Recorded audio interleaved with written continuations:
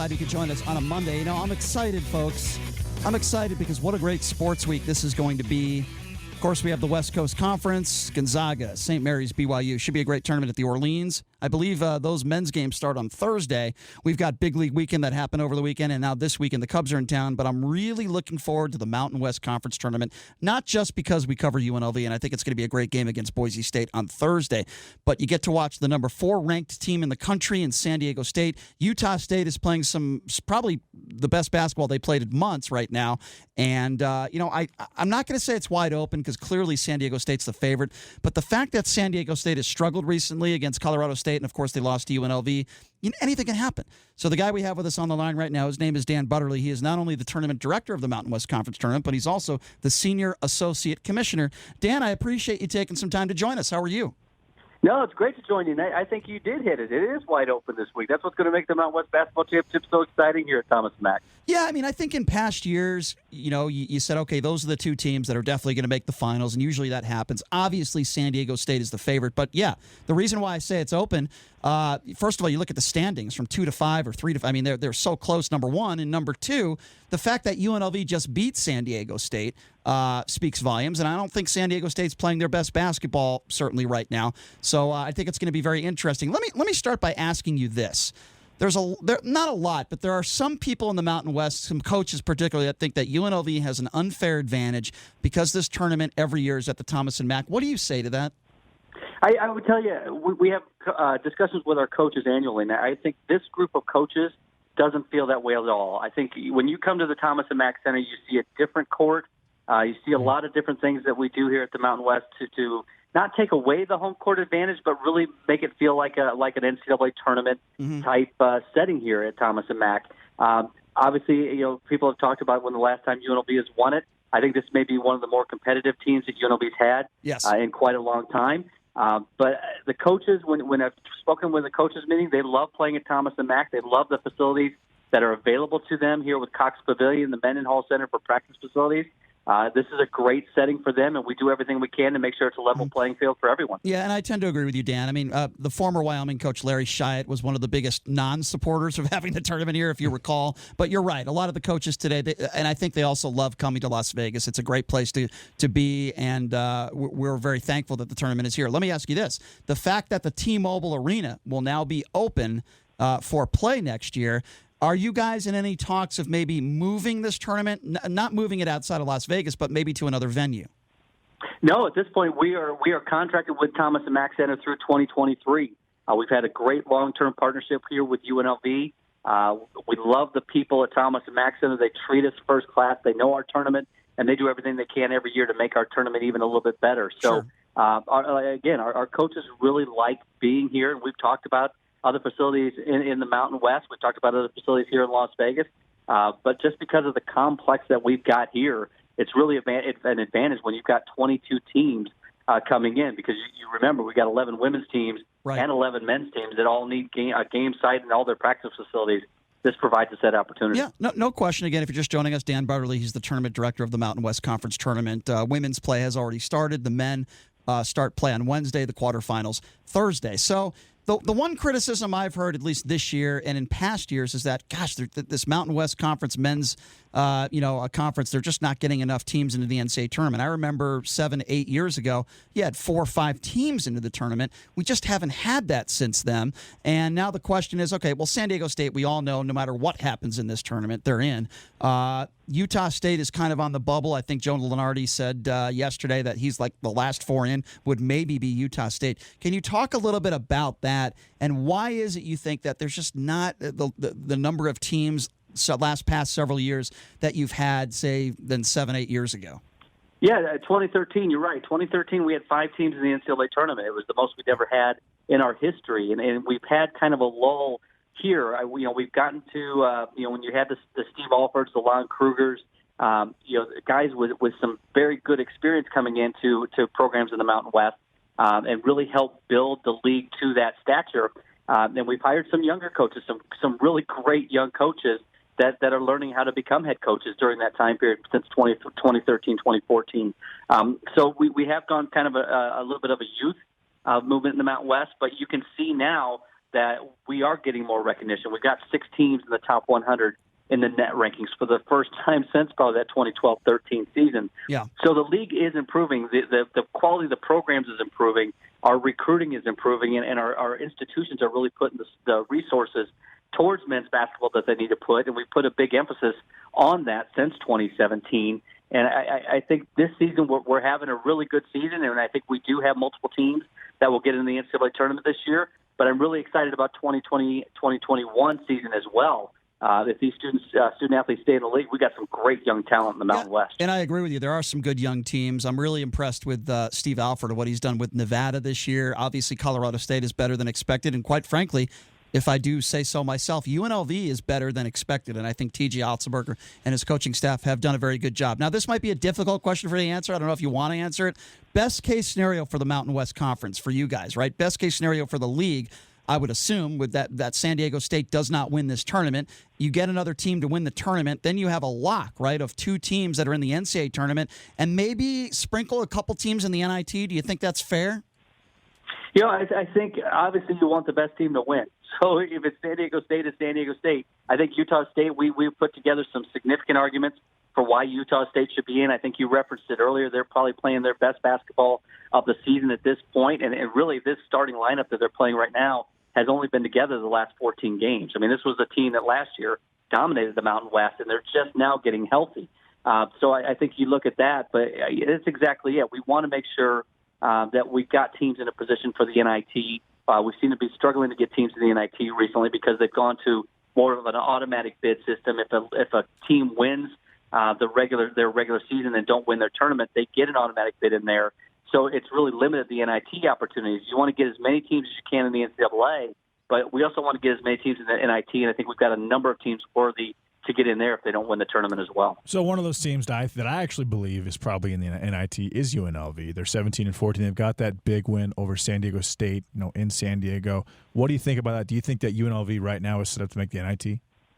I think they're good enough to make the NIT, and what we're going to be tracking, it's funny how you track teams that are winning their automatic bids to the NCAA tournament, but you're also tracking teams that don't win their tournament that won their regular season, because that takes out those NIT automatic qualifying opportunities. So generally it's anywhere between 10 and 14 teams don't win their conference tournament, and they get that guaranteed slot in the NIT. So the more of those bids that are taken up, the less opportunity you have. I think UNLV is definitely worthy. I think Colorado State's played well. Nevada, Boise State, obviously if Utah State doesn't get that bid, they obviously should be in there. So we've got 4 to 5 teams, and this is a year I think we're really 6 deep when it comes to NCAA and NIT consideration. It's the first time probably since that 2012-13 season that we've got that many teams that should be at very high postseason opportunities.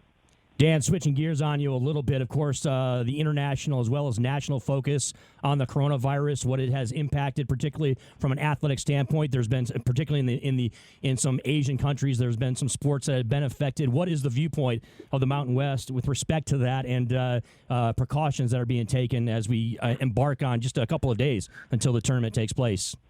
Absolutely. Obviously, a lot of news on the coronavirus, and we're tracking things just as anybody else is. I mean, I think this is an unusual year for the Mountain West. We're playing a week earlier than we normally would play, so I think we're in a much better position than maybe other conference tournaments or the NCAA down the road, as the potential may impact them even more than it does the Mountain West at this point. But obviously, we're tracking it, we're monitoring it, we're actively in discussions with, obviously, the campus here at UNLV to make sure that should anything arise, we're fully aware of it, and we've got an action plan in place as needed. Dan, based on this conversation, you have a really good idea of as far as the team, the actual rosters for the teams. For example, Utah State just now being healthy. One team that's missing a player is San Diego State. They're missing Nathan Mensah, who I think is probably the key piece to make them a possible Final Four team. What do you know about Nathan Mensah? Is he going to come back soon? And if he does come back, do you think that San Diego State has a chance to win it all? I absolutely do think so. Yes, I think that if he does come back, it provides them that center presence, that defensive presence in the post. When you go and are in a position to play those dominant teams from the East, you want to make sure you've got every player healthy you possibly can. there is a difference between East Coast basketball and West Coast basketball, and we've got to be as strong as we can from the West. And the West really has not been strong in the NCAA tournament over the years. Gonzaga's had some good obviously got to the Final Four, but before that it may have been UCLA in 2008 or somewhere around there. Yep. So you definitely got to have everybody you can at that point. I know that San Diego State's really making sure that they're being cautious with him. This is a student athlete that's had some health issues, and they're not just going to run him out there to try to win a title. They want to make sure they do what's best for him, and that's all we can ask for the Mountain West as well. We want to make sure that Nathan Mensah is definitely healthy, and when he's ready to play, he can be as good as he is. Well, there's no question. Let me just say this. You guys do a phenomenal job putting this tournament on every year. I always look forward to covering it. I forget that I'm actually working because I'm having so much fun watching these games, Dan. But I want to say this. I'm the same way. Just so you know, I'm sitting there at courtside. I'm the same way. Well, you guys gave me a seating assignment several years back. I was sitting next to Reggie Miller. He was watching the two semifinal games with me, and he said he was going to be broadcasting the finals. I'm sitting next to a living legend, Reggie Miller. I'll say this year, if you want to sit me next to Steve Lapis, I will settle for that, okay? I'll tell you what, I love Lap. I mean, we implemented the shot tracker system last year. He's awesome. At the Mountain West tournament. I was listening to Lapis use that shot tracker system. I went up to him. I said, "Man, you are good, but when you add that dynamic to it, I could listen to you all day." He's funny. I understand your comment. He's got a great sense of humor, and he does a great job. And a lot of those CBS guys do a good job, and so do you. You guys at the Mountain West, like I said, you guys put on a great event every year. We're very lucky to have you guys put on this tournament here, and we will see you. I will actually be there on Wednesday. Before we let you go, quickly, give out the information. How do people buy tickets? Give us a little bit of the scheduling before we let you go. Here in Las Vegas, they can get tickets through UNLV Tickets. They come up to Thomas and Mack, go to UNLV Tickets. Outlets, go to UNLVtickets.com or call the UNLV Tickets 800 number to get that as well. We make it easy. We try to make it affordable. We don't want to gouge fans. We want fans in. Sure. The Thomas and Mack. Today we've got the women's quarterfinals that start here in, I think, about 15 minutes. We had 3 great women's games yesterday. Tomorrow night's the women's semifinals. On Wednesday, you hit it. We hit the 3 first-round men's games on Wednesday, and you can see the women's championship game on Wednesday night. Then we get into the quarterfinals on Thursday, the semifinals on Friday, which is probably our biggest night of the Mountain West Championship. If there's a night that you're looking to come over Friday night because it's going to be a great night of 2 games. And then our men's championship game is Saturday at 2:37 p.m. Here at the Thomas and Mack, and the game will also be broadcast on CBS. So we are really kicking off the month of March here at the Thomas and Mack. Always a great environment. I always look forward to those Wyoming fans, and particularly that one fan that is naked, that is wearing the tin can around his waist. That is always yes. It's a barrel. That's not a tin can, Brian. Come on now. It looks like a tin can, just an enlarged version. Hey, Dan, thank you so much for your time, man. Really appreciate it. Look forward to the games. We'll be there on Wednesday. Thank you, sir. You got it. Be sure to say hello when you come over, and we'd love to see as many fans over here as we can. I will. Thank you, Dan. Yeah, thanks a lot, Dan. Appreciate that. That is Dan Butterly. Guys. Thank you. That is Dan Butterly, the tournament director for the Mountain West Conference, also the senior associate commissioner as well. So we appreciate him taking some time to join us. Let me just say this real quickly. The difference between a decent UNLV season and a really good UNLV season, in my personal opinion, rides on the game Thursday night. Yep. If you lose to Boise State, you say to yourself, yeah, not a bad year. I think he did better than people expected. We look forward to next year. So it's not like it's negative, right? But if he wins on Thursday and makes the semifinals of the Mountain West Conference tournament, you obviously make the case 100%. They're an NIT team. See, the problem is if you lose Thursday, there's no guarantee you're an NIT team, right? Right? You agree? I think they win Thursday. But it's not a guarantee. Yeah, it's not a guarantee they're in the NIT. I would say if it's they lose. I would say it's guaranteed. If they lose? If they win. I mean, if they lose, yeah. If San Diego State, that's if San Diego State wins the Mountain West Conference Championship. You think it's a guarantee they're in the NIT? Brian, they have no matter what? They have the biggest road win in college basketball all year. They unseeded and undefeated Who else did they beat San Diego State team. They beat Utah State at home. It doesn't make a difference. What do you mean it doesn't make a difference? I think they've won. Of course it makes a difference. They've won 8 of their last 10 games. Haven't they? You look at resume. You look at you look at the body of work towards the end of the season. It's not about the start of the season. It's all about the end of the season. How's the team playing? But what now? do you mean that the selection committee also takes into account the whole season? Again, I think that UNLV is still an NIT team, even if they lose to Boise State. But they're going to beat Boise State because Boise State isn't that good. They're not very tough, and they don't play well defensively. This UNLV team plays really solid team defense. I'm going to disagree. They're doing enough offensively to win these type of games. I don't know if they make the NIT That's fine. But I don't if they know. win Boise State game, right? What I'm definitely trying to say is that if they beat Boise State on Thursday, they are 100% an NIT team. You're saying that Thursday's game is the season, basically, is what you're saying. That's not what I said. It'll define how good the season is. Is what you're saying. What I'm saying is this. Yeah. I'm not saying it defines the entire. What I am saying is it could change from not a bad year to a great year. Yeah. Because you make the semifinals of the tournament. Nothing, you don't want to celebrate a season when you lose in the first game of the Mountain West Conference tournament. At the same time, you say, well, he did a good job with what he had, and I'm perfectly okay with that. All I'm saying is this is an enormous game for you. It's definitely big. But hey, how good was Dan Butterly? He knew all about the conference. He knew all about the teams. Yep. Usually a commissioner, a director, they're very political in their answers. He actually broke down why some teams are good and why some teams aren't. Right, well, I really enjoyed that interview with Dan Butterly. And you tossed an individual player at him from an individual team, and he waxed poetic on it. Absolutely. So that was pretty impressive. I had to do that. I look forward to meeting him. We'll all meet him me too. on Wednesday. That'll be a lot of fun. I will be there for the playing games because it's college basketball. Why would I miss that? Yeah. We have the West Coast Conference Tournament, which starts on Thursday. What a monster league that is now. BYU is a top 25 team in the country. They beat Gonzaga. They are capable of beating Gonzaga in Las Vegas. BYU can beat a lot of teams. They in the are country. excellent. They are unbelievable. Their and coach, Yoli Childs is having a huge year. It shows you. Right now. Everyone said Dave Rose, what a great coach. I never said he was a great coach. You got this young kid coming in here from another university, and he's done a phenomenal job taking over the program. Anyway, quickly.